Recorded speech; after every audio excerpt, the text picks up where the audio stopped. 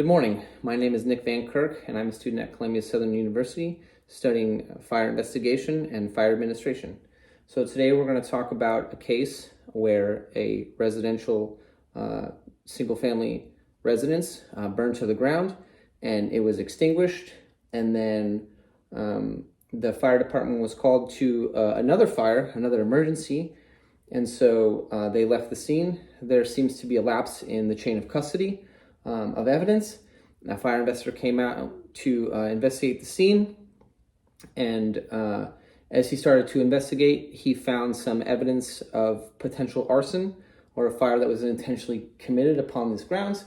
And then the family of the residents showed up with their lawyers saying that they may be in violation of their Fourth Amendment rights. So, with that, the Fourth Amendment is what protects citizens from illegal search and seizure without some type of warrant or probable cause. And that's kind of the genesis of the problem that we deal with, right? So the family's residence was burned, and at that point, the fire department did their due diligence to extinguish the fire, although they didn't leave anyone on the scene, which, quite honestly, from a fireside perspective, is not the smartest thing because we still have threat of rekindling. So, potentially from that aspect, like sending on another engine to monitor the situation may have alleviated this. Or calling the fire investigator immediately afterwards, because what occurred is the fire investigator showed up and started to go through that premises. So a case where we've had this happen that was thrown out was in 1978, Marshall versus Barlow. OSHA showed up to a chemical plant where some chemicals were released. They showed up, they started to investigate the scene, but they didn't have a warrant. So the case ultimately was thrown out because they didn't demonstrate that they were within the capacity of the law to be there and demonstrate probable cause.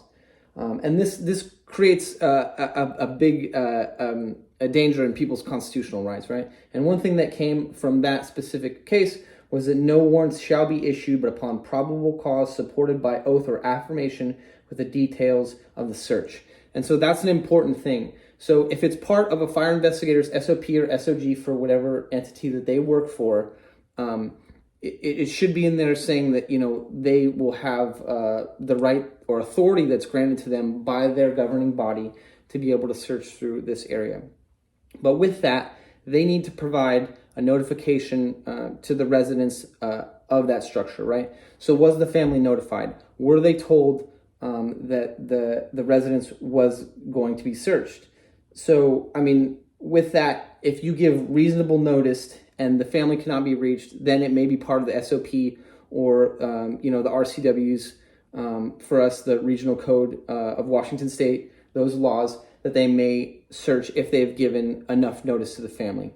And the other thing, too, is if the family at that point knows that they are going to be searched, they can either A, say, yes, I would allow for this, or no. And with that, then the fire investigator can and go get a warrant to search that area.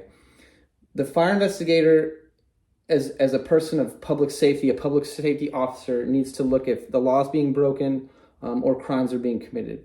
But with that said, if they are searching that premises without the legal capacity, then in fact those Fourth Amendment rights granted to those residents could be being offended. And the other thing that's important to think about that as well is that arson and the declaration that it may be an incendiary fire intentionally committed has a lot of repercussions, right?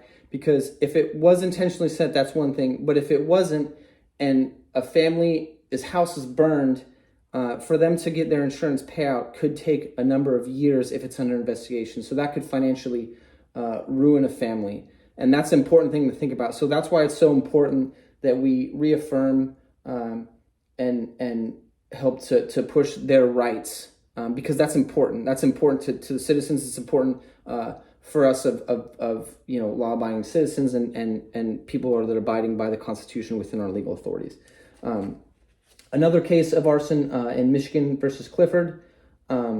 Again, there was no proper notice given, so the arson investigator from that must give notice or any intent and any inference or attempts to hinder an investigation, it would be that sanctions would be permissible toward that family that have brought upon their lawyer. So that's another thing that is important to think of. Another note from Michigan versus Clifford is, if probable cause exists for the belief that a crime has been committed, the issuance of a valid search warrant will suffice, especially with the probability that the property owner may show up to interfere or destroy evidence. So again, that's another important thing to note. Like, we act within the capacity of the law, right? Like that is important, because especially as fire investigators, if we're called to represent in court and represent our decisions have to be legally sound.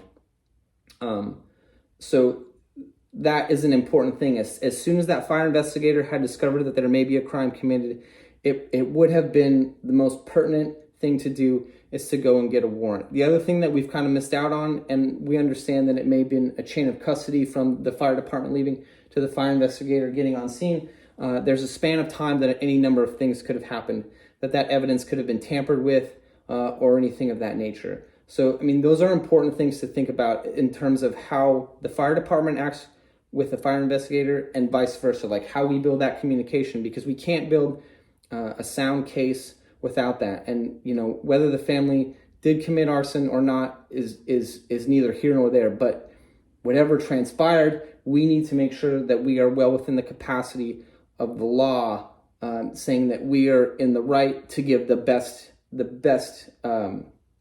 details and the best conclusions to our citizens if crimes are being committed or if crimes are not being committed, because now this family is without a home. So those are some of the things that we as fire investigators need to think about: chain of custody, and then also being within the legal lines of the law and making sure that we're getting that search warrant.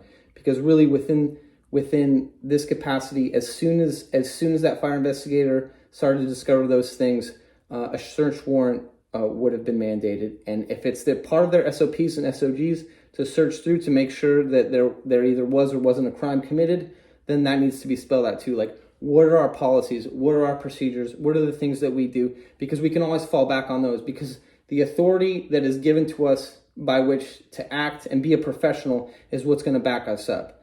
So those are very important things to think about within the context of the law. Thank you so much.